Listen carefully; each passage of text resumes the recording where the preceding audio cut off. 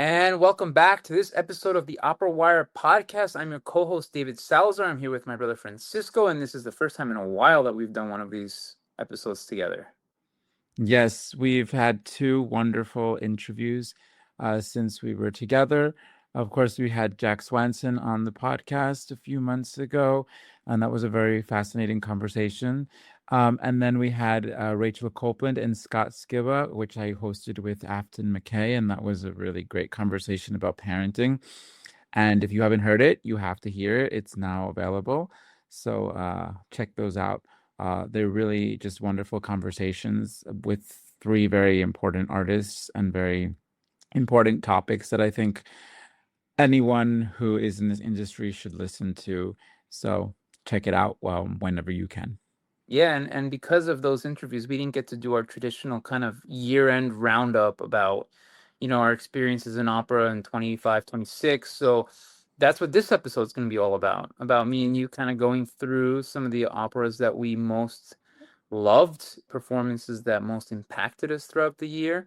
So, just to jump right into it, what was one of the operas last season that really connected with you? I was thinking about it, and I think last year I had talked about it when we finished the year end. And I think for sure Strauss really connected with me last season, and that was with Arabella, which I saw at the Mm, Metropolitan Opera with Rachel Willis Sorensen and Tomasz Konieczny, and De Rosenkavalier that I saw at the Zurich Opera with Jana Damrau, and Emily Pogelreck, and not Angela Brown. Oh my God. Oh God, Angela Brower, sorry. Those two performances of Strauss really connected with me. I've always loved Strauss. I've always had a affinity for Strauss. And I just think that I gained such a great appreciation for those two works. Arabella, which is rarely performed, which was got to see on the Otto Schenk production. I just love the music of that work. I just think it's so perfect, that second act. But that mm-hmm. finale is just breathtaking. I mean, the music is just out of this world, and I really am so glad that the Metropolitan Opera brought it back this season because I really just gained an even more appreciation and love for that work. And Rosencavalier, I've always had a love-hate relationship with it, so I think this time around I got a lot of appreciation out of just seeing these three wonderful performers give it their all in this interesting production that I saw at the Zurich Opera, which opened last season. So I guess I really was very excited to just be able to dig in deeper into those uh, two works that I think um, first they're rarely performed now because there's very few singers that sing it. Rosencavalier not so much. Rosencavalier is performed a lot, but Arabella is not really performed much, and when it is, it's very rare that you see it. So I was very excited to be able to dig deeper into those two works.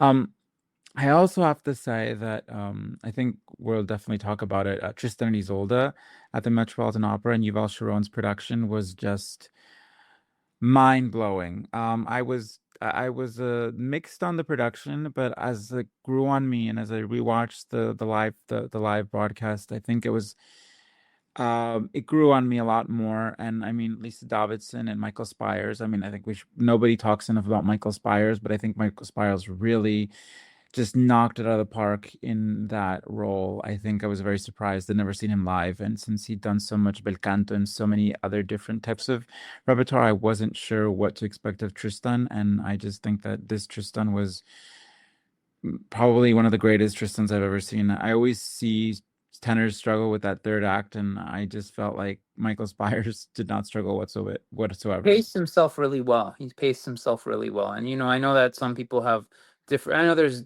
wide range of, thoughts because obviously this is the opera industry and everyone has opinions, and that's great and it's beautiful. And I think that's what makes the art form so alive in our time. But yeah, I personally really loved that. Tristan was one of the performances for me. I mean, when I thought about this assignment, that was the first one that came to mind. Lisa Davidson was amazing. Michael Spires was incredible. Um, Gubanova was incredible as well. I really liked Ryan Speedo Green in this role. I think that his voice suited Mark. It was a nice contrast to Michael Spires's. I thought Yannick Disney again did a pretty good job with the score. They did cut up Act Two. It's not, mind blowing cuts. They're the traditional ones that tend to get done here and there. Um, but I really, yeah, I have to double down with you on the Yuval Sharon production, which I thought was very intelligently done, very unique. I did mention in my review that I was not thrilled about the fact that he puts 3 pages of director's notes in the program. I do think that if you need to explain yourself to a audience, then your production itself is not doing the work. I don't think an introduction is out of the question, but I think, directors these days that rely I think it's a problem personally if you're a director and you're trying to tell a story and you still need to try and explain yourself because you have no confidence or you're scared. I'll retract the no confidence. You're scared that the audience is not gonna quote unquote get it. When the whole point of your production is to leave enough open to the audience to interpret and to explore on their own, to form their own opinions, to form their own conclusions. And I think the production itself leaves a lot of space for that. Um, I particularly love the second act, the evocative emotions of that. I thought that the use of the doubles was particularly striking and beautiful, especially for an opera like Tristan and Isolde, where there is this kind of dimensionality between the spiritual realm and the physical realm, right? And the libretto and the music. The opera itself is divided between these two storytelling worlds. With the text and the music, Wagner does that so elegantly and beautifully, and to do that on stage, I think was brilliant as well. To find a way to do it on stage between the voices and the movement, especially in Act Two, I thought it was absolutely beautiful. In Act Three, that continues and that gets developed further. It is really challenging to have the actors constantly swapping places and to do it in an elegant way, which is very difficult unless you add extra stage tricks. So it wasn't as polished in how it was pulled off in Act Three, I think. But I did love the conception of the production. I loved the execution overall of the production. I thought that the artists, the singers were absolutely wonderful for this. So for me, Tristan, like right away, I was talking to Dad earlier, and I was like kind of throwing him. I just kind of wanted to see what his opinions on, for you guys who don't, listeners, our father is a huge opera aficionado. He's pretty much the reason why we're doing this in many ways. I asked him, and he said, "Oh, Tristan was the first thing that came to his mind," and I have to agree. For me, it was the standout production of this season. I will say that I was disappointed when I heard that the score had been cut. I didn't realize that there were cuts in Wagner, and when I realized that the second act had been cut, I was kind of disappointed because I do think that, and I have a very big affinity for completionist and being able to hear the entire score. I think that the Metropolitan Opera has become this house where everything and nothing is respected. And one of the things that I've always like thought about is the way to rediscover music is to hear the entire score. And when things are chopped up, I think people don't really get um the entire composition or the entire like what the composer wanted us to hear. And I understand that cuts are done for a reason. I think we talked about it like with this season's production of Puritani, which you would have preferred if they would have chopped it up and cut it because it felt long. But I also think that the score in and of itself, I was very excited to hear a mostly non-cut version of that score this year. Uh, but I think that part of the reason why it felt long was because the director had no idea what to do with the production. So it would have just been better to just keep the old production and keep the old cuts and just make sure that the story just played. I but I mean, I there's a lot of reason for cuts now. I mean, right. sometimes it's a dramatic choice. Sometimes it's, a singer's request, sometimes because especially for bel canto, they're doing a lot of, vocal gymnastics. So sometimes singing, back to back cavaletas, with repeats, with roulades and other kinds of additions, it might be a lot, especially depending on the role, you know. I mean, singers have to pace themselves too. They are athletes, so you can't expect them to, just, I mean, part of there is probably a conversation that's had early on in the production and, or even before that, and singers agree to whether or not they do that. But I think that for Wagner, probably most definitely a pacing thing. These aren't cuts that are not like traditionally done. It's done very often. There's a Right. lot of recordings and a lot of performances that do these cuts for the and if you're wondering which cuts we're referring to, it's in the second act during the duet. There's an entire section that gets cut. It's about 10 to 15 minutes, depending on speed. In the case of this production, it probably would have been closer to 20 because the tempi were very slow in the second act, especially. So I can understand why they might have decided that also. But then sometimes it's also a question of, well, what is the director going to do with that space and time? I do agree that with Wagner, it's a little bit weird because um, Wagner's never repeating himself. So anything that's cut is actually music that is unique and special and probably deserves a chance to be heard. But again, these cuts are done with certain level of frequency, and I'm sure that the singers appreciated it on some level because I mean, especially Lisa Dobson and Michael Spires, it was a long night for them. It's a very difficult night for them. So I think it's a give and take. I think there's a lot of questions that have to be had about. It's a long opera, and the singers also deserve a chance to breathe a little bit and not blow their lungs out. And plus, they added an extra performance for this, so Of which did not star Michael Spires, by the way. It was with Stern Skelton, but that's okay. We forgive the cuts. I would like to hear them sing a complete version one day where there is no cuts and where I can hear the entire score. I mean, the But production was probably designed around the cuts too. So I don't know. This production of Tristan and Isolde, when they revive it, hopefully, is probably going to be this version. of course, no, I'm just saying maybe in general and just another place. And if they ever record it, maybe they should not do the cuts. Fair. So what was So your other performance? so the other one was, if we're gonna stay with the Met, I'm gonna go with Cavalier and Clay, the opening night performance. I really loved the opera. I really loved, um, as I said in my review, it was one of those works that really had a nice momentum to it. It had a good narrative drive. The music was very attractive. The overall piece visually, I mean, that's the best Bartlett Sher has ever directed at the Met, in my view. Everything about the piece came together. The singers were fantastic.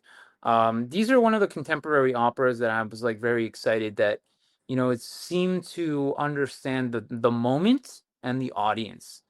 And I'm really happy to see that it had so much success in the fall that they revived it in February for an extra run.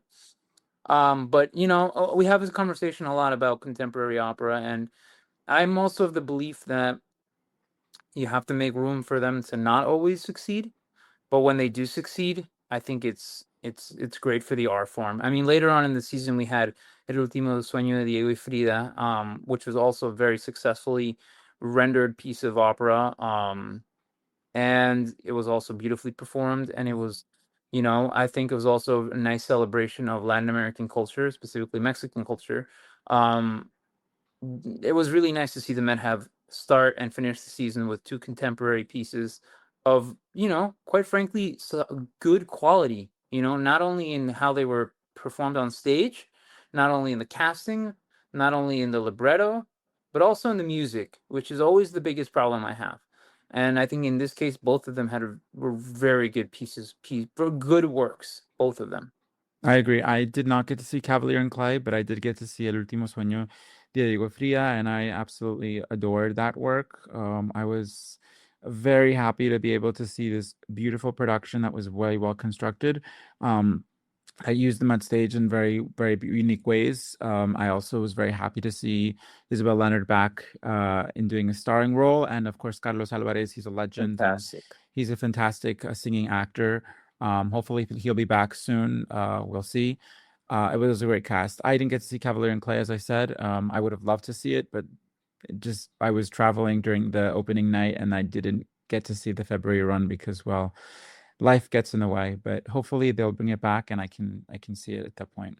Yeah, yeah, no, that was definitely one of the highlights of the season for me. It was one of the better opening nights in a long time. I think the last time I really loved an opening night might have been Fire Shut Up in My Bones, and it feels ages ago since we had that opening night. So And I didn't care for that one either. So yeah, I mean, Dead Man Walking was also a good opening night, but it was also kind of a depressing one. Not that Cavalier and Clay is like, doesn't end on a dark note, but um, or a darker note, but you know, definitely the piece itself has a lot more. hope. I think, I think so. And what else? And then the other one for me was in May, I was in Paris and I got to see Rusalka at the Opéra National de Paris with Nicole Carr in the title role and a Robert Carson production. And, I love Robert Carson. I think he's one of the great opera directors of all time, definitely contemporaries. Um, and this production was just absolutely beautiful, stunning, minimalist. But the use of, I mean, it's I mean, he's such a great stage director. I mean, the first act really takes place in a big, it's like a big pool in the middle of the piece, in the middle of the space, and you have the little they have the characters jumping in the puddles and all that, and you have Rusalka kind of, there's a lot of symbolism.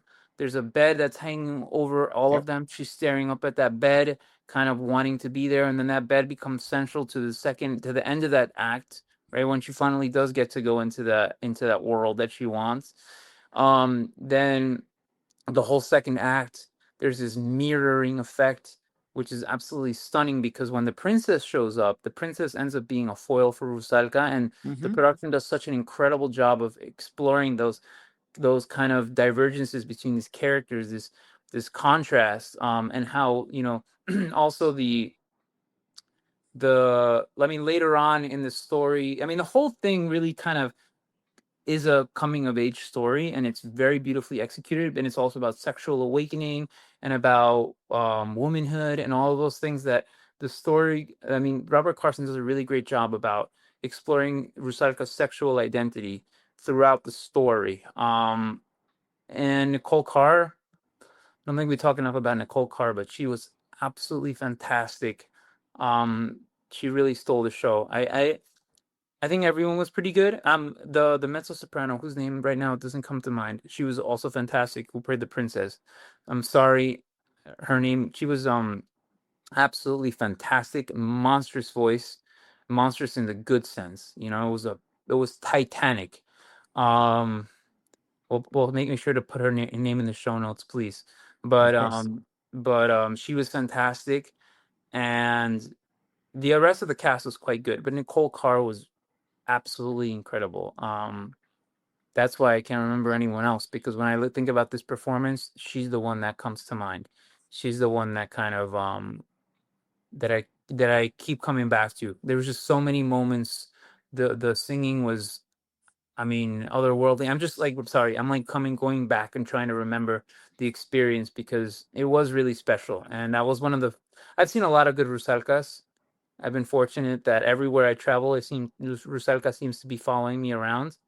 But in this particular case, this one was quite special, and definitely among my top performances of the year. Yeah, and the Robert Carson production was spectacular. So the mezzo was Alisa Kolosova.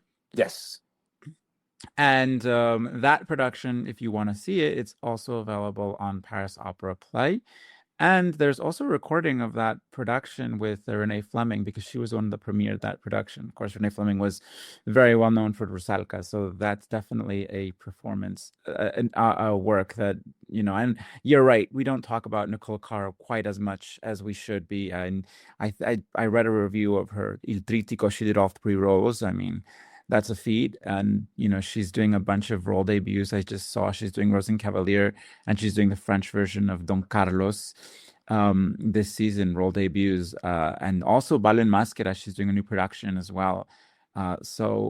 She's just an incredible artist with so much depth and incredible singing actress. I've never gotten to see her, but I've seen her video recordings that are available or whatever it is she's posted, and I've always admired her work and her voice, and hopefully I get to see her soon. I mean, let me tell you, the Bastille has interesting acoustics depending on where you're sitting, right? In some places it sounds really good, in some places you can barely make out anything. And in this case, because how open like the structure of the production is, it's very easy for singers. Like the resonance isn't it's not really favorable to all kinds of resonances. She was super clean in the hall. You know, even when the orchestra was super strong, and the production and the space favors the orchestra, even when that was overpowering, she came through super clear. Same with Colosoa. Colosoa just, she just, rode like she was like a titanic wave flying over the orchestra. But Nicole Carr was particularly impressive because of, and you can tell with the rest of the singers on that stage, right? You could feel the difference. And again, I'm not trying to bring anyone down because I think everyone was quite good in that production. You can read my review to get a sense of how I really felt about the production. But she was just, it was such a, I'm trying to find the word for it. It was polished, feels like the right word. It was pristine. It was just, there was like a sheen to the whole performance. It was just so vocally so pristine, but then artistically, because there's also the component of how she embodied the character. It was absolutely sublime. So, Yeah, and it's just, and sorry, and just like, just to piggyback off of that, if I had to pick one performer of the season for me, that was it. That was her. And yeah, yeah, no, I mean, it's hard for me to talk about one performer because I think there were so many interesting performers that we got to see. I mean, of course, Juliana Gregorian and Freddie Di Tommaso's Bohème at the that beginning was of the also among season the operas that we're talking was about. just so beautiful, and that cast was just so one of the best Bohèmes I've seen in a while. And I hadn't seen Bohème in a while because I wanted to like find a fresh new take, and I just thought this was absolutely the right one. I was glad to see Anna Netrebko's role debut as Amelia in Bal en Maschera, which she later did in Berlin and in Paris. That was filmed, and it's an incredibly raw take on Amelia. It's fantastic interpretation. Um, I also really have to say that Eileen Perez in Madame Butterfly. Now that Uh is an Wow. How, impeccable. how did I even overlook her? How would I overlook that? Wow, now I feel terrible. No, you're right. You're right. You're right. And we went to see that. It was fantastic. Yes. Go ahead. Please take it away. How can you not um that is a Madame Butterfly for the ages. Eileen Perez, I think, just blew me out of. I couldn't stop crying. I mean, every moment of that butterfly, she lived it. It was so rich of emotion, rawness, Wrong. vocal Yeah. clarity, and Who was just your tenor for that one? oh, I don't remember I think it was Shek Jung Bong. I think it Okay. was Yeah. back. I had Yeah, Matthew Polenzani. Matthew Polenzani and because her you were, saw the second time it was yeah. revived. Yeah, her and Matthew Um, Polenzani were absolutely incredible together. And it had been a while since I'd seen Matthew Polenzani do something like that because I wasn't expecting that from him in this kind of role, right? right. Because and I associate him with other kind of repertoire, and it feels like this kind of repertoire. I was kind of really surprised by what he did, but yes, I am so I Nicole Carr, and then Aline Perez was right there. Then I was also thinking about Andrea Chenier earlier in the season, which was also quite spectacular. Piotr Bikchawa, Sonia Yoncheva, they were phenomenal together. That was another production that I was thinking of. And yes, you're right about Bohème. That was another one that I was thinking about earlier today. It's hard. It was actually, there's been a lot of beautiful performances that I've experienced this past season.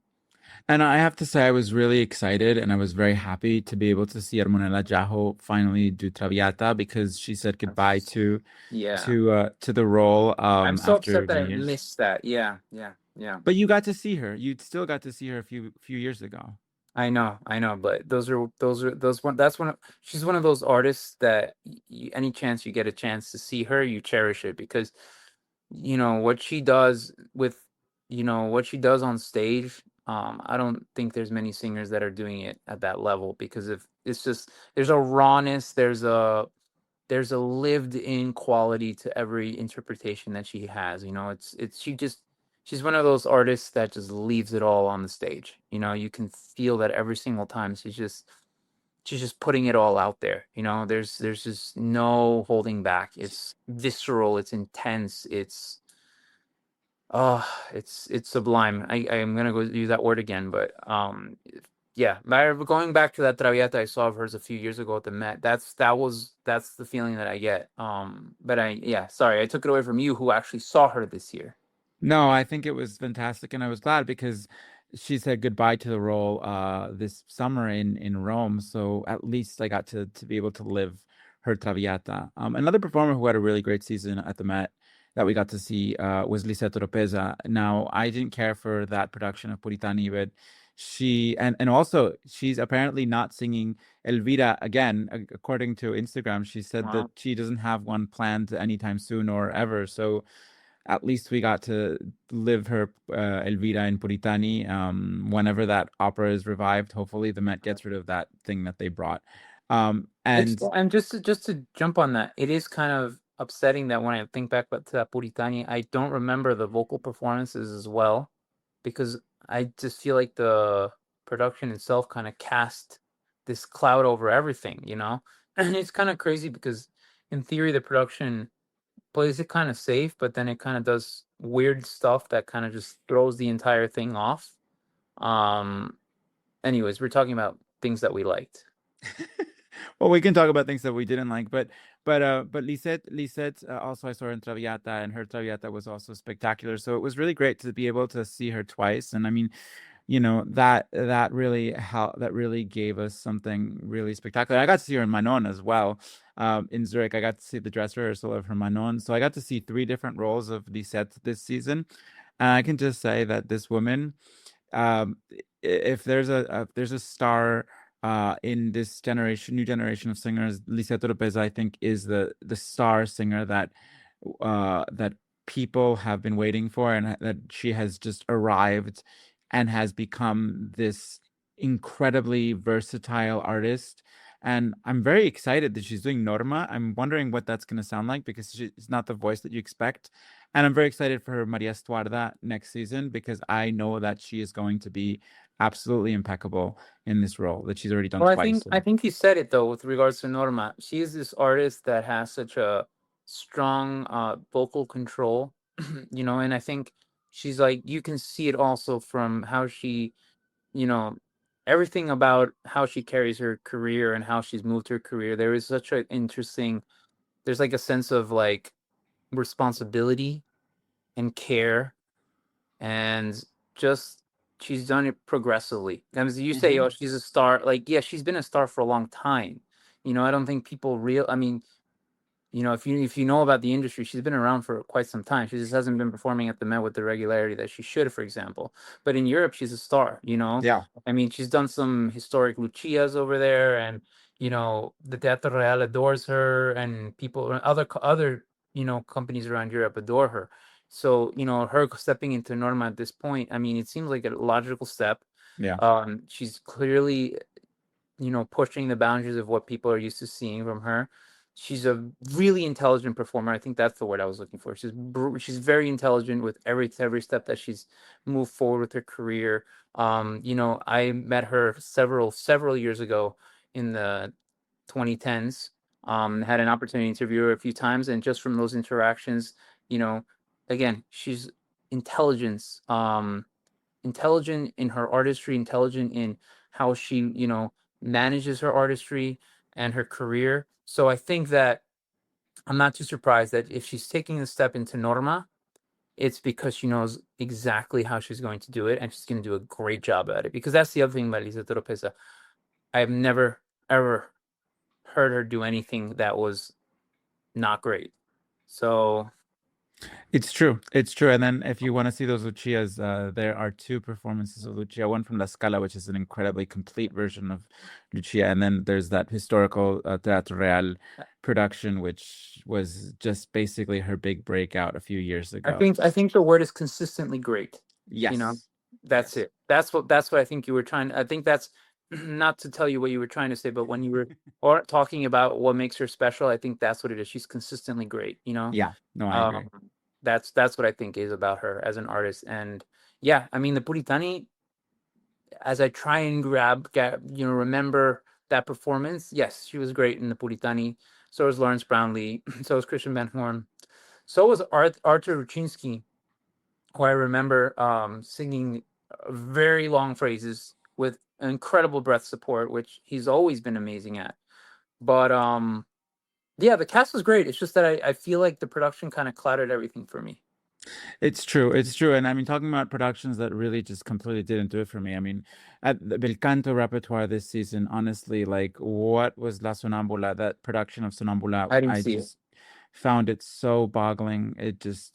I don't understand what Orlando Iason was doing. I respect him greatly. I respect him as an artist. I respect him as a director. I think he's versatile. But I didn't care for this production, and I really didn't care for much of what was going on stage. I couldn't stand the fact that having a great conductor like Ricardo Frizza, it was all chopped up and just completely like this production just didn't really. I don't think stylistically what people were doing either on vocally, except for Xavier Anduaga, was really anything bel canto esque. I don't know what was going on that stage, and I also didn't really, and I was also very disappointed by Eugene Onegin. I think that was very cold. It was like very disconnected. Yuri Samyov, I respect him. I respect Esme Grigorian. They're great artists, but I don't think that this was potentially anything special. And the last performance I saw, unfortunately, was Turandot. And, you know, basically it was Anna Pirozzi's debut, basically because she had sung one performance of Macbeth in 2000, I think 18 or 19, and 19. And I just think that there was just so much disconnection. I mean, she could sing the role perfectly and beautifully, but I don't know. The Seferelli production looked tired. The conducting was brash. There was no chemistry between Brian Jade or Anna Pirozzi. Angel Blue had didn't have their best night either. It wasn't a great evening to end the season off, which was incredibly fabulous. I think those were like the three productions that I quite frankly did not enjoy this season.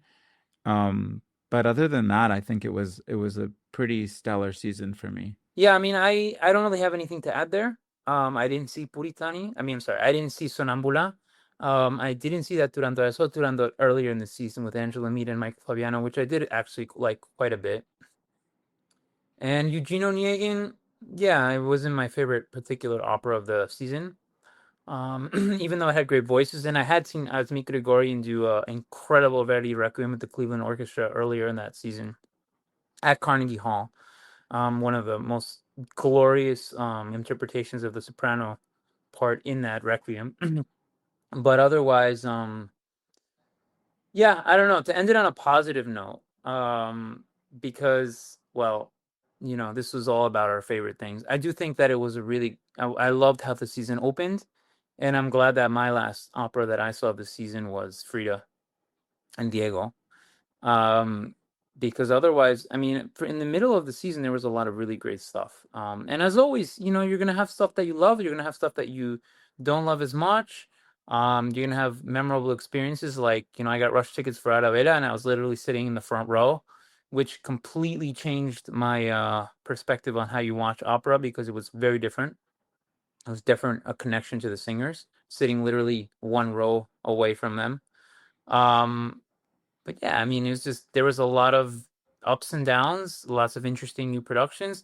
Tristan was definitely the, you know, you don't get a lot of really hyped up nights to the opera these days. And this one was one that was super hyped up and lived up to the hype. I agree. And I was glad that I ended my season actually after the season with Teatro Novo's production of Il Turco in Italia. I got to discover a new opera by Rossini, which is a composer that I've loved for many years. And I have to give a shout out to Cressley Figueroa, who was just fantastic, and Mattia Veni in that, which are two rising stars in the opera world, and hope to see more of them soon at some of these bigger theaters as well. But yeah, I think it was a fantastic season, and I can't wait go for opening night, and I'll be in Parma as well this upcoming fall. I know you're going to be going to Greece for the Greek National Opera's Yeah, production of releasing a Traviata. Yep, next week. Traviata, and we'll see what other journeys come our way. Also, by the way, this is 1 year since we began this podcast, so this is also really fantastic. We'll be celebrating.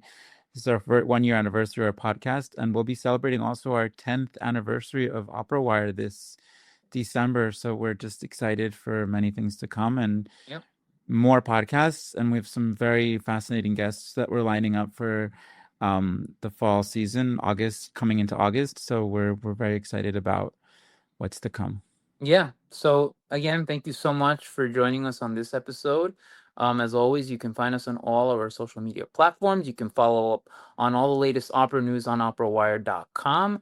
And thank you again to my co-host Francisco. Thank you to our producer Daniel Gomez, who is so kind as to put this together. And of course, thank you to all of you for staying and listening. We'll see you at the opera. Thank you.